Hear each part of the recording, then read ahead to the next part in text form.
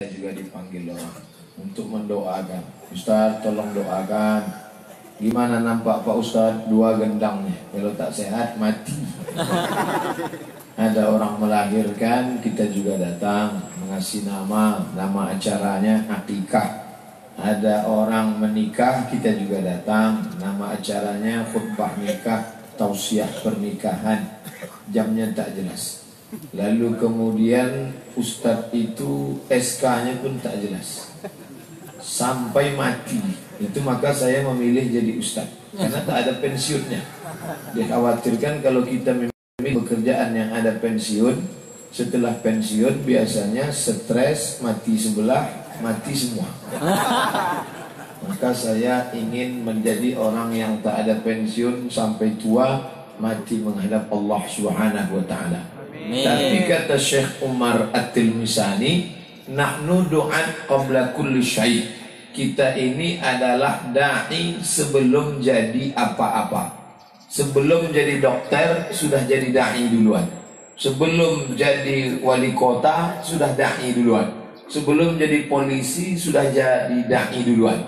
Artinya nanti kalau bapak dokter ditanya orang, profesinya apa? Da'i. Tapi katanya dokter, itu profesi kedua. Jadilah da'i yang dokter, jadilah da'i yang punya jabatan. Setelah dia menjadi da'i, barulah dia punya profesi kedua. Maka dengan profesi keduanya itu dia mengajak orang ke jalan Allah Subhanahu wa ta'ala. Karena ada medan-medan, tempat-tempat kalau kita jadi ustadz justru orang tidak tersentuh. Kita di kota Palembang bisa tablik akbar, tapi saya pergi ke desa pedalaman, suku Melayu tua namanya, 5 jam naik mobil dari Pekanbaru Riau. Setelah itu ditinggalkan kendaraan di tepi sungai, menempuh jalan sungai 7 jam, 12 jam baru sampai. Sampai di dalam hutan itu tidak ada satupun orang yang kenal sama saya. Karena tak ada paket, tak ada signal. Di situ baru saya tahu betapa bermanfaat, bergunanya kawan-kawan dari Dinas Kesehatan dan Puskesmas. Kami adakan acara khitan massal gratis bagi yang masuk Islam dan acara pemeriksaan kesehatan gratis. Di sana tak ada tablik akbar. Setelah pemeriksaan kesehatan, barulah sampai sepatah 2 patah kata. Yang paling bisa berdakwah di sana justru dokter. Karena mereka ini yang digandrungi, yang disenangi. Karena ibu-ibu hamil, ada yang sakit, banyak bercengkrama dengan dokter. Disitulah saya paham, dokterlah yang bisa berdakwah. Dan sekarang Bapak Ibu dokter, berbahagianya profesi kalian karena bisa bermanfaat kepada orang banyak. Bisa adakan buat baliho besar khitan massal gratis. Saya yakin seandainya ustadz yang membuat acara itu tak ada orang yang takut datang. Siapa yang mau datang seandainya dibuat khitan massal gratis? Yang memotong Ustadz Somad. Khawatir mereka salah potong habis. Bapak Ibu yang dimuliakan Allah Subhanahu wa ta'ala, subuh ini kita bersama para habaib, diantaranya Habib Mahdi Ibnu Syihab, ada pula Ustadz Taufik yang sudah menunggu dari tadi, ada Ustadz Kiai Haji Muhammad Ali, hadirin hadirat yang datang ini semuanya mendapatkan pahala jihad fi sabilillah. Amin. Judulnya seperti yang tertulis di baleho yang Bapak Ibu lihat semua, tentang sunnah. Menjalankan sunnah. Apa itu sunnah Pak Ustadz? Sama tak sunnah itu dengan sunat? Ada orang bertanya ke saya begitu. Sunnah artinya perbuatan Nabi Sallallahu Alaihi Wasallam. Itu sunnah. Sedangkan sunat menurut fikih, perbuatan yang tidak sampai pada tingkat wajib. Ibu tadi sholat apa? Sholat duha. Nah, itu sholat sunat. Bapak tadi sholat apa? Sholat tahajud. Sholat sunat. Tak sampai kepada wajib. Sedangkan sunnah menurut ulama ahli hadis, perbuatan Nabi, ucapan Nabi, ketetapan Nabi, itulah dia sunnah Rasulullah Sallallahu Alaihi Wasallam. Yang pertama dalam Islam ini Quran. Penjelasan isi Quran itu disebut dengan sunnah. Wa aqimus shalah, dirikan sholat. Tapi dalam Quran tak ada sholat subuh 2 rakaat, sholat zuhur 4 rakaat, sholat maghrib 3 rakaat, 2 rakaatnya jahar, 1 rakaatnya sir, baca iftitah fatihah ayat. Tak ada itu. Yang ada umum saja dalam Quran, wa aqimus shalah. Penjelasan detailnya ada dalam sunnah. Makanya kalau ada golongan namanya Ahlul Quran, kami hanya percaya kepada Quran, tak percaya kepada hadis sunnah, maka mereka ini kafir menurut Imam Abu Zur'ah. Karena mereka pasti tidak sholat. Itulah dia yang sholatnya namanya sholat eling. Ingat saja. Hayya 'alas shalah. Dia tetap juga di depan komputer. Kau tak sholat, yang penting eling. Ini kalau dulu dipancung kepalanya. Karena dia ingkar kepada Rasulullah Sallallahu Alaihi Wasallam. Sunnah Rasulullah tak pernah meninggalkan sholat berjamaah di masjid. Jadi yang kita lakukan subuh ini sunnah. Nabi 5 hari sebelum meninggal sakit, diambillah air dimasukkan ke kulit kambing. Nama kulit kambing tempat air itu kirbah. Dikeringkan, dijahit, disiramkan air ke wajah Nabi. Nabi pun terbangun. Begitu Nabi terbangun, ditanya oleh sahabat, apa yang kau inginkan ya Rasulullah? Jawab Rasulullah, aku ingin sholat berjamaah. Coba ada di antara kita yang sakit, ini pasien banyak, pingsan ya, pas bangun coba tanya, mau apa Pak? Empek-empek. Orang selalu ingin apa yang selalu dimakan, itu duluan. Tapi Nabi begitu dia terbangun, apa ya Rasulullah? Sholat berjamaah. Makanya sholat berjamaah ini adalah sunnah, kebiasaan. Sunnah, coba tengok kamus Arab Inggris. Sunnah, terjemahan Inggrisnya Tradition of Prophet Muhammad, peace be upon him. Rupanya habis makan lotek lancar bahasa Inggris. Tradition, bahasa kitanya tradisi, kebiasaan. Kalau ada di antara bapak habis makan merokok, habis makan merokok, habis makan merokok, maka merokok itu sunnah. Tapi bukan sunnah Nabi, sunnah bapak. Juga dengan ibu. Asal mau undangan berbedak lipstick, asal mau pergi undangan berbedak lipstick, asal mau pergi undangan berbedak lipstick. Itu sunnah, bukan sunnah Nabi, sunnah ibu. Banyak perempuan sekarang berbedak lipstick kalau mau pergi keluar rumah, karena dia bersolek untuk laki orang. Untuk laki dia macam hantu. Oleh sebab itu ini sunnah tak baik. Kenapa Habib-Habib bersorban? Karena bersorban itu sunnah. Nabi memakai sorban, dipakaikannya kepada Sayyidina Ali. Sayyidina Ali pakai sorban, dipakaikannya kepada anaknya Sayyidina Al-Husain. Sayyidina Al-Husain pakai sorban, dipakaikannya kepada anaknya Sayyidina Zainal Abidin. Zainal Abidin pakai sorban, dipakaikannya kepada anaknya Sayyidina Muhammad Al-Baqir. Muhammad Baqir pakai sorban, dipakaikannya kepada anaknya Sayyidina Ja'far Shadiq. Ja'far Shadiq pakai sorban, dipakaikannya kepada anaknya Sayyidina Ali Al-Uraidi. Turunlah kepada anak-anak berikutnya sampai ke bawah, sampailah kepada Ibnu Syihab, As-Saqaf, Al-Jufri, Al-Haddad, Barakbah, para habaib-habaib. Jadi nanti kalau ditanya kenapa Habib-Habib itu pakai sorban, ikut sunnah Nabi Muhammad Sallallahu Alaihi Wasallam. Ustaz Somad punya sorban, ada di rumah, 2 meter panjangnya. Dikasih oleh Sayyid Muhammad, punya anak namanya Sayyid Ahmad bin Muhammad bin Alawi Al-Hasani Al-Abbas Al-Hasani Al-Maliki di Makkah Al-Mukarramah. Waktu saya bertamu ke majelis beliau, disuruhnya muridnya manggil muridnya, "Ta'al, khudul imamah." Imamah sorban, ambil sorban. Pasangnya ke kepala saya. Ku ijazahkan sorban ini kepada engkau wahai Abdul Somad. Qabiltu, aku terima. Saya pun depan para murid-murid beliau. Perasaan saya besar betul. Begitu saya tengok foto, hilang hidung. Itu maka tak saya pakai sekarang. Jangan mengejek orang pakai sorban, karena sorban itu sunnah.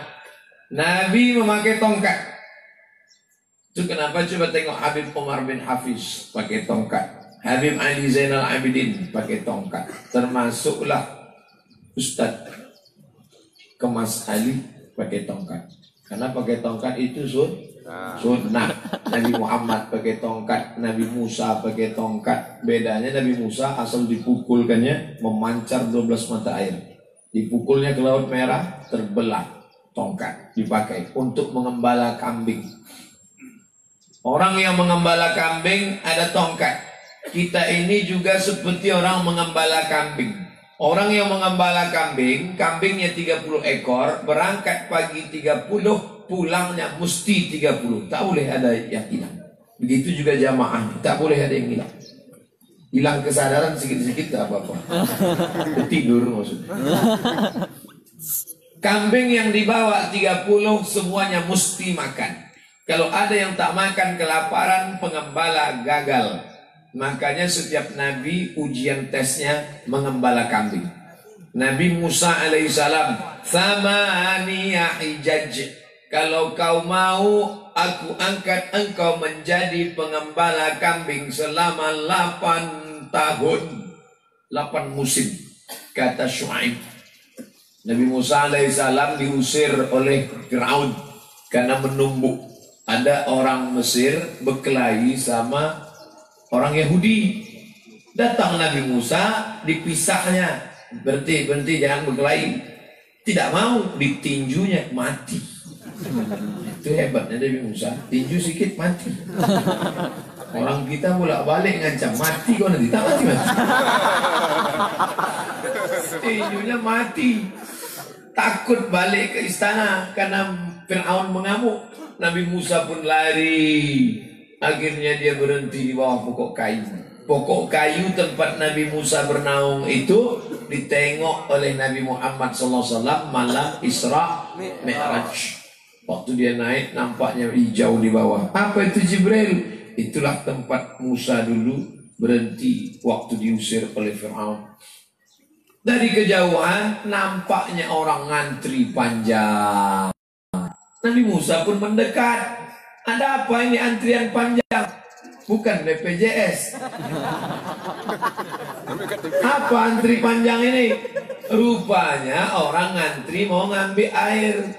Ada sumur, menggelinding batu dari atas, tertutup pintu sumur. Tak bisa mengambil air.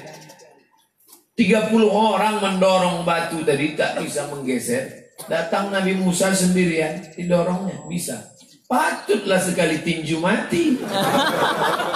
Rupanya tenaga Nabi Musa itu tenaga 30 orang. Didorongnya, bergeser. Kata mereka, Musa, karena kau yang menggeser ini, ambillah air. Tak perlu kau ngantri Musa. Ambil. Apa kata Nabi Musa alaihissalam? Ladies first. Kau mau kemana? Kata anak gadis tadi. Aku tak ada tempat bernaung karena aku baru aja diusir Fir'aun. Kalau begitu singgahlah ke rumah kami, kata anak gadis tadi. Iyalah, kata Nabi Musa. Anak gadis itu di depan, Nabi Musa di belakang. Di gurun pasir bertiup angin kencang, nampak lekuk baju anak gadis tadi. Nabi Musa menunduk malu. Kata Nabi Musa, kaulah ke belakang, aku ke depan. Itu beda anak gadis kan. Anak gadis dulu bertiup angin baru nampak lekuknya. Sekarang tak berangin pun dah nampak lekuk. Maka berjalanlah Nabi Musa, sampailah ke tempat bapaknya. Nama bapak si perempuan tadi Syuaib. Kata si bapak si perempuan, aku memang sudah lama mau mencari pegawai untuk mengembalakan kambing-kambingku ini. Kata anaknya, inna khaira man ista'jartal qawiyul amin. Wahai ayah, kalau kau ingin mencari pekerja, carilah orang yang memiliki dua sifat. Yang pertama qawiyun, kuat. Yang kedua amin, amanah. Karena ada orang kuat tak amanah, ada orang amanah tapi letoy. Maka kalau kau mau nyari, pilih dua, kuat dan amanah. Yang lebih parah, sudahlah letoy, lesuloyo, pengkhianat pula. Kalau kau mau cari, inilah dia ya, orangnya jujur dan amanah. Syuaib curiga, berarti kau udah lama pacaran sama dia? Tidak ya. Sudah lama kau kenal dia? Baru tadi waktu ngantri ngambil air. Dari mana kau tahu dia kuat? Ada batu bergelinding menutup pintu sumur, didorongnya sendirian. Baru satu, aku tahu dia kuat. Dari mana kau tahu dia amanah? Waktu kami berjalan tadi, aku di depan, dia di belakang. Tak mau dia melihat lekuk tubuh, dia di depan, aku ke belakang. Jadi untuk menengok orang jujur dan amanah tak perlu kenalan lama-lama. Buanglah mantan pada tempatnya. Mudah-mudahan bidan-bidan yang amanah, yang cantik-cantik bertemu dengan laki-laki yang soleh-soleh. Yang membilang amin itu yang belum nikah. Anak udah susun paku.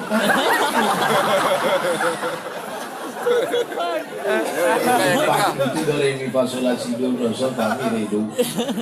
Orang zaman dulu sama orang sekarang. Orang sekarang ini anak sikit-sikit, 1, 2. Kenapa begitu? Tak sempat. Banyak alat komunikasi, asik main WhatsApp. Zaman dulu mana ada TV, mana ada parabola, tak ada internet. Asal habis isya mati lampu tidur. 10 mana. Saudara yang dimuliakan Allah Subhanahu wa taala. Semua yang dilakukan Nabi itu sunnah. Tapi tidak semua sunnah itu boleh kita buat. Ada khusus untuk Nabi. Contoh, meninggal Nabi Muhammad SAW, kata orang Makkah, jasad Nabi ini kita bawa ke Makkah, dikuburkan di Ma'la. Pemakaman Makkah namanya Ma'la. Kata orang Madinah, enggak. Makam Nabi dimakamkan di Baqi, karena dia orang Madinah. Ikhtilaf antara orang Makkah dan Madinah. Datang Sayyidina Abu Bakar Siddiq radhiyallahu anhu. Aku pernah mendengar Nabi bersabda, nahnu ma'asyurul anbiya, kami para nabi, nudfanu min haitsu namutu, dikuburkan di mana mati meninggal, situ kuburkan. Makanya jasad Nabi tak dibawa ke Makkah, tak dibawa ke Madinah, digali tempat dia meninggal, di bawah tempat tidur itu digali, kuburkan dalam. Itulah makam Nabi sekarang, kamar Aisyah radhiyallahu anha. Aisyahnya yang pindah, kamar itu jadi kuburnya. Itu perbuatan Nabi, itu sunnah ucapan Nabi, tapi tak bisa kita lakukan. Jangan gara-gara mendengar ceramah ini bapak ibu balik pesan ke istri, Adinda kalau abang mati kuburkan di tempat tidur. Tak bisa, nanti bapak meninggal dijual rumah murah, ada kubur di dalam. Jadi bukan semua perbuatan Nabi itu boleh kita lakukan. Begitu juga dengan menikah. Dulu orang-orang musyrik kafir jahiliyah itu istrinya unlimited edition, tak berbatas. Nikah, nikah, nikah, nikah, nikah. Turun ayat, fankihu ma taba lakum, nikahilah perempuan yang baik-baik, minan nisa masna wa sulasa wa rubah. Ayat ini turun bukan untuk menyuruh menambah, mengurangi yang banyak. Makanya ketika ayat itu turun, ada yang menceraikan 6, ada yang menceraikan 7. Loh, kok bisa diceraikannya 6? Semuanya 10. Di-delete 6. Diadakannya fit and proper test. Nah, kalau aku di sana.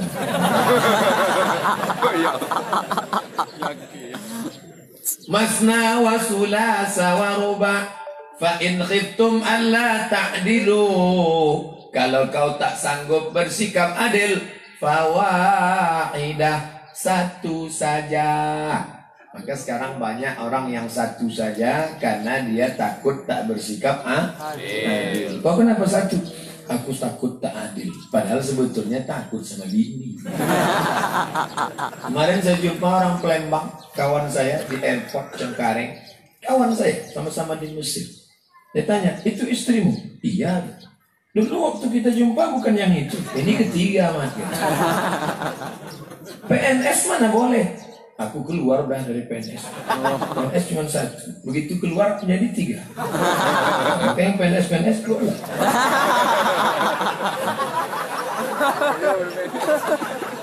Saudara yang dimuliakan Allah Subhanahu wa taala. Tapi Nabi Muhammad SAW tidak dibatasi. Ini menjadi bahan ejekan mereka-mereka yang tak mengerti. Nabi kalian berapa istrinya? 9. Satu riwayat 11. Nabi kalian tukang kawin. Orang kita kalau udah diejek nabinya bawaannya marah. Walaupun pemabuk, pecandu narkoba, pakai anting 12 biji, anak fang, kalau sudah nabinya diejek, hilang mabuknya. Oh jangan diejek nabi, pijak loh. Kau kenapa marah nabimu diejek? Padahal kau tak sembahyang. Mudah-mudahan dengan marah itu bisa masuk surga. Waktu dulu acara penistaan agama di Pekanbaru, tabligh akbar dan pawai dalam rangka mengingkari penista agama. Bang betatu-betatu yang gondrong-gondrong ikut unjuk rasa marah. Kami marah.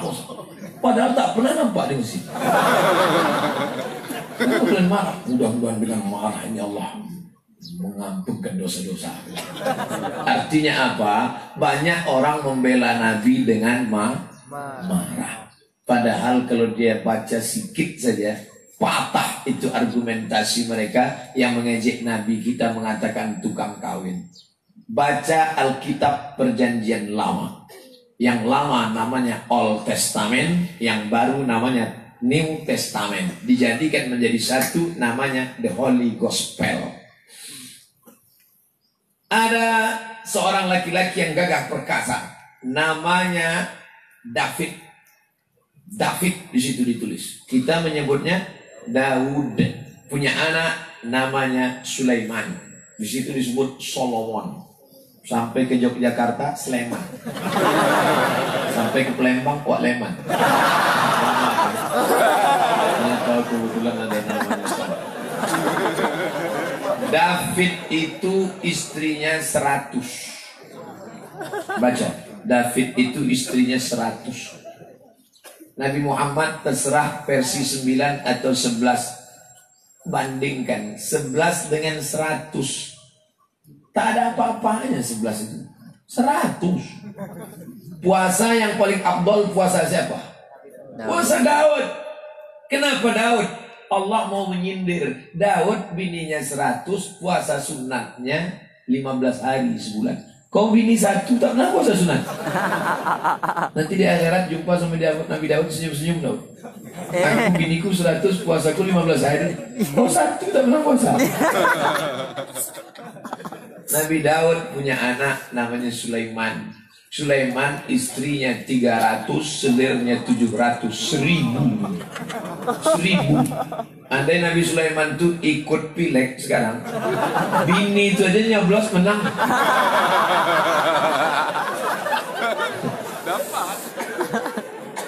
Ada buku judulnya Tuan Kurau.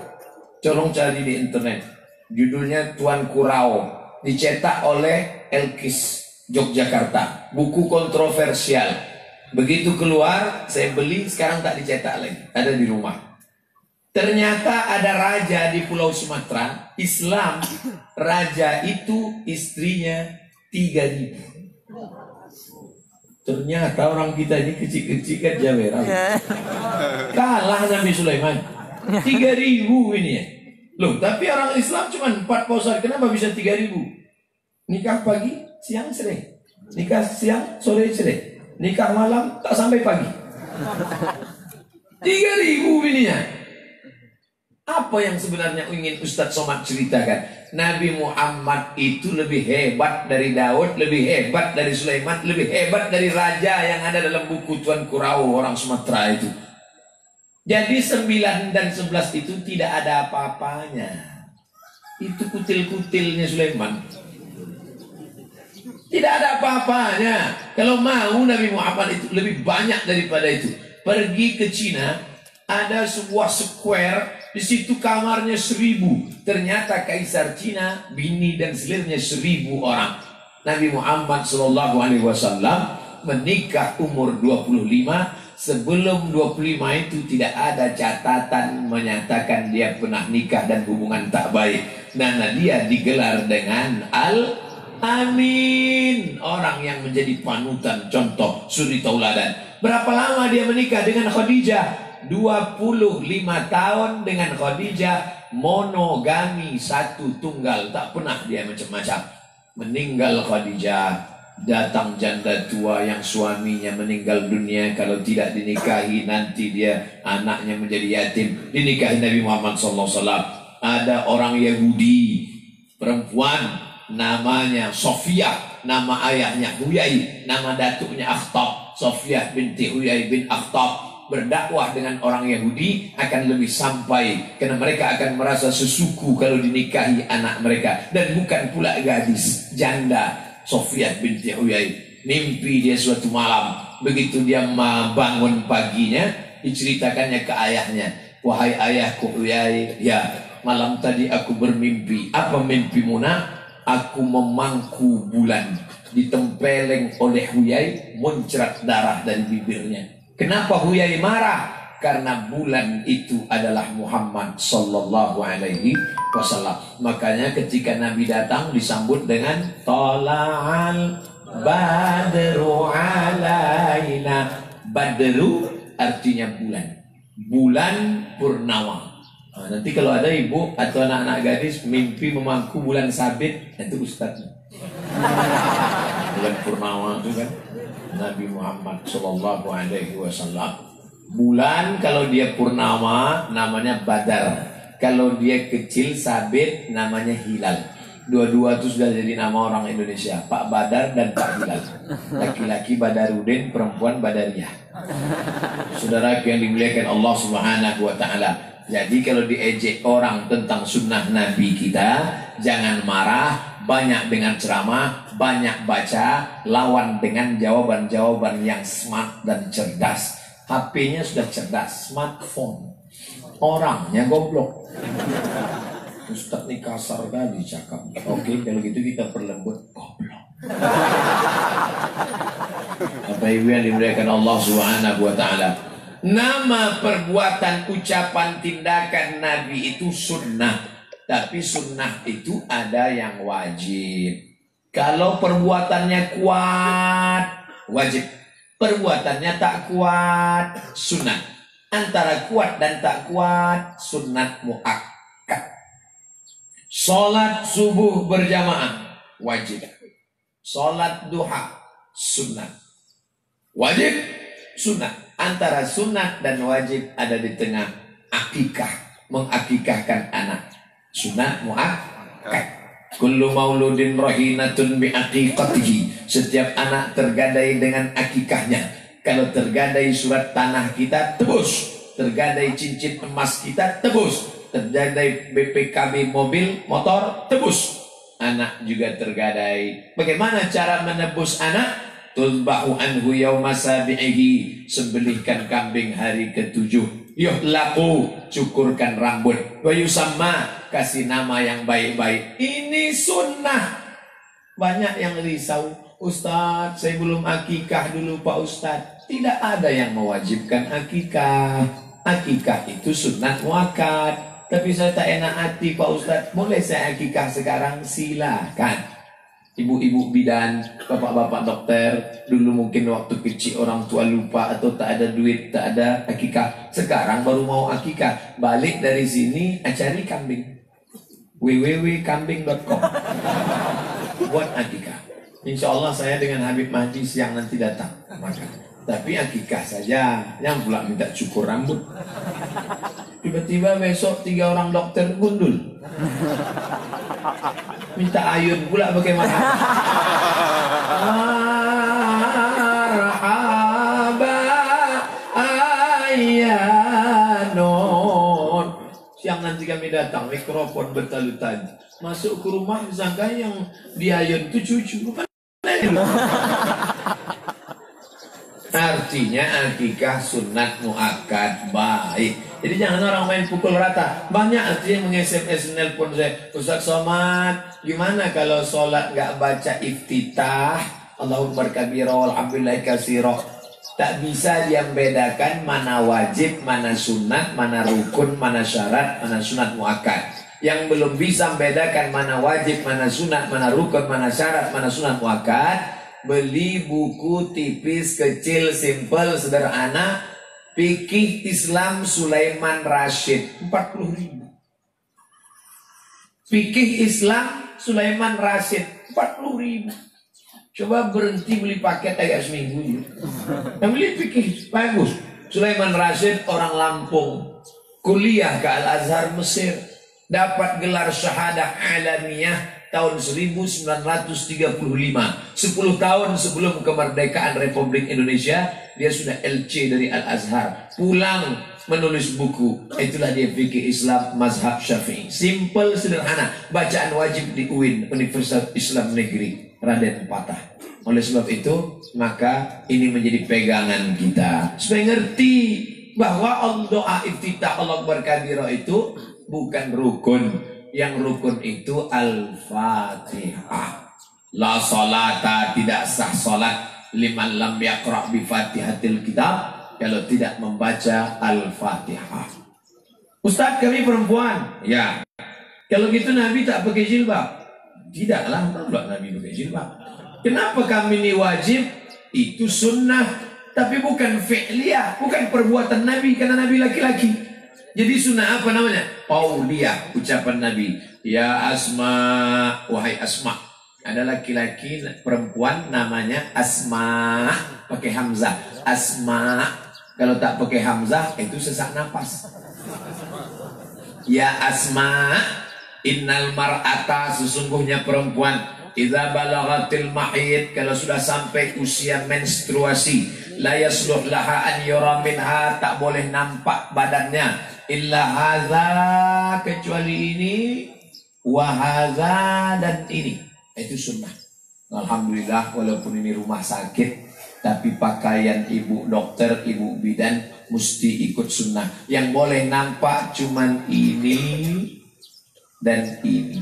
Ini Pak Ustaz, kata mazhab Syafi'i, zahiruha wa batinuha. Zahir batin, batin tapak, zahir atas. Ini boleh nampak, ini boleh nampak. Ustaz, kami ini kan bidan, perawat, nurse. Kami tak bisa kalau pakai rok panjang. Kami mesti pakai celana. Karena kalau pakai rok, ini mau operasi, telangkup lah kami. Kami pakai celana. Silakan, tapi longgar, jangan sempit. Yang mentang-mentang kerja rumah sakit dipakai celana sempit, menjerit paha kita. Banyaklah atuk-atuk yang sakit, sehat sebentar. Tapi abang sakit, kata bininya. Sehat aku nengok ini. Nengok kau yang sakit. Jangan. Banyak dokter-dokter itu salah suntik gitu. Alhamdulillah. Ini tetap kita jaga, walaupun kita tinggal di rumah sakit dengan segala aktivitasnya. Sholat tepat waktu. Nah, itu tidak bisa digeser-geser. Inna salata kanan alal mu'minina kitaban mauquta. Sholat itu bagi orang yang beriman sudah ditetapkan waktunya, tak bisa digeser-geser. Tapi Pak Ustadz, kami ini operasinya sampai 7 jam. Operasi jam 11, jam 12, jam 1, jam 2, jam 3, jam 4, jam 5. Gimana sholat kami Pak Ustadz? Ada hadis riwayat Abdullah bin Abbas bahwa dia menjamak tapi tidak qasar. Karena qasar mesti ada safar, bisa dia jamak. Karena kalau tidak sholat ini, kalau sempat dia sholat, hayya 'alas shalah, Bidan-bidan, perawat, ayo kita sholat berjamaah. Pasien ini kita biarkan aja. Mati aja. Mesti diselesaikan. Darurat tingkat tinggi ini, tapi tak berlaku pada yang lain. Itu enaknya jadi dokter. Sholat bisa dijamaah, kerja sedikit aja duit banyak.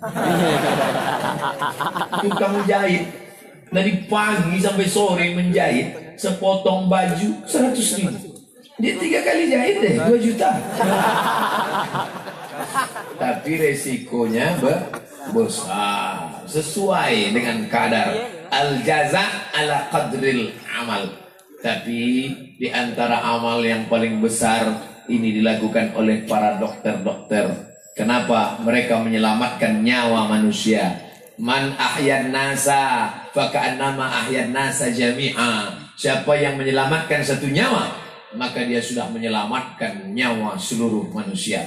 Tapi kalau dokter macam-macam, pelit, bahil, kedekut, medit, membinasakan orang, dokter itu lebih dulu masuk neraka. Saya terus terang jelas-jelas saja ceramah. Kalau memang cocok dia masuk surga, kita masukkan. Kalau memang cocoknya masuk neraka masih banyak sit-sit kosong di sana.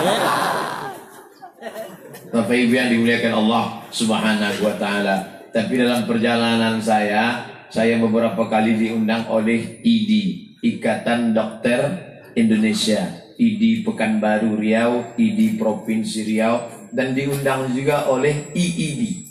Rupanya yang bekerja itu IDI, Ikatan Dokter, yang memegang duit dokter itu IID, Ikatan Istri Dokter. Makanya kalau ada dokter yang pelit, itu pasti bininya megang duit.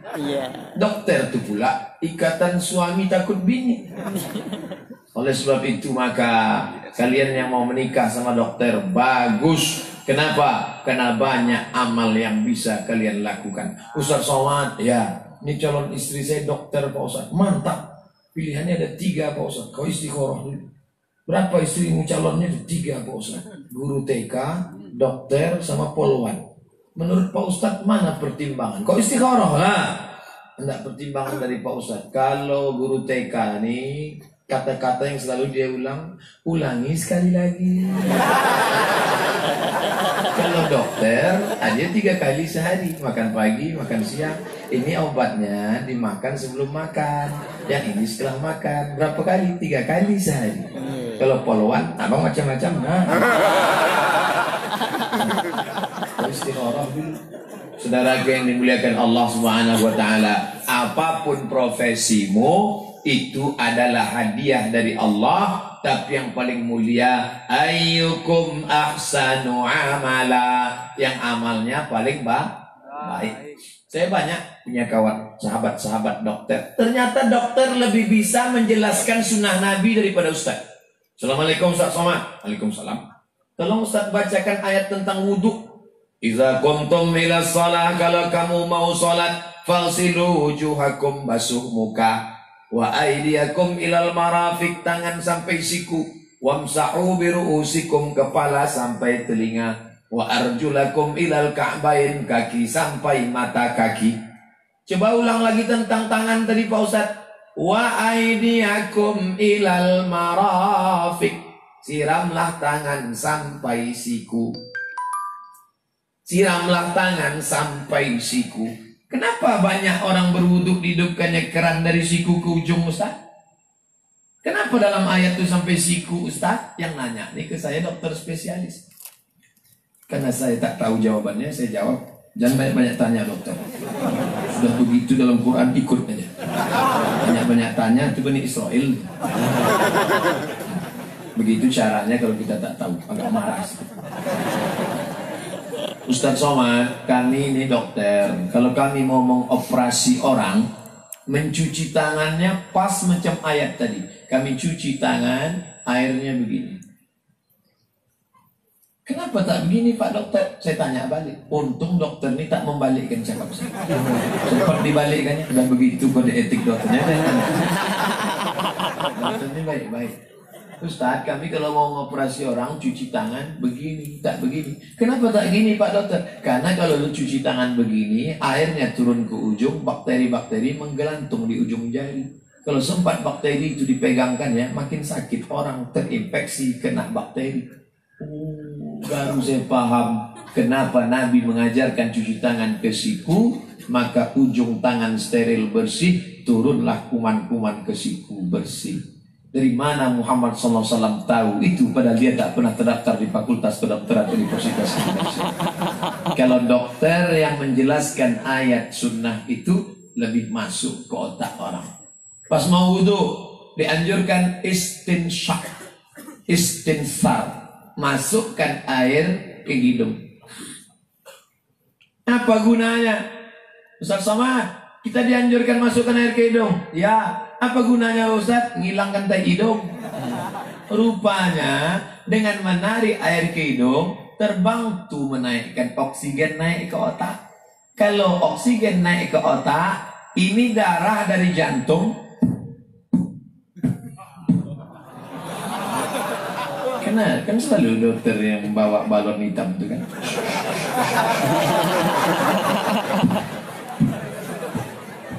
Sebelum datang dokter itu normal deh. Begitu datang, ini jantung menyemburkan darah naik ke otak. Yang dibawa darah itu oksigen. Darah tidak normal naik ke otak karena jantung dibalut lemak, detaknya tak normal. Di dalam darah itu pula ada lemak, kolesterol, cairan gula. Udah macam dokter pula aja ya. Man takallama fi ghairi fannihi ata bil ajaib. Siapa yang ngomong bukan pada bidangnya, ngomongnya ajaib-ajaib. Dokter heran, kami tak pernah lain. Apa maknanya? Dokter bisa menjelaskan sunnah-sunnah Rasulullah Sallallahu Alaihi Wasallam. Kenapa orang yang sholat itu sehat? Karena ketika lama sujud, darah turun ke otak. Tapi sujudnya ikut sunnah. Subhana rabbiyal a'la wa bihamdi, subhana rabbiyal a'la wa bihamdi, subhana rabbiyal a'la wa bihamdi, subhana rabbiyal a'la wa bihamdi, subhana rabbiyal a'la wa bihamdi, subhana rabbiyal a'la wa bihamdi, subhana rabbiyal a'la.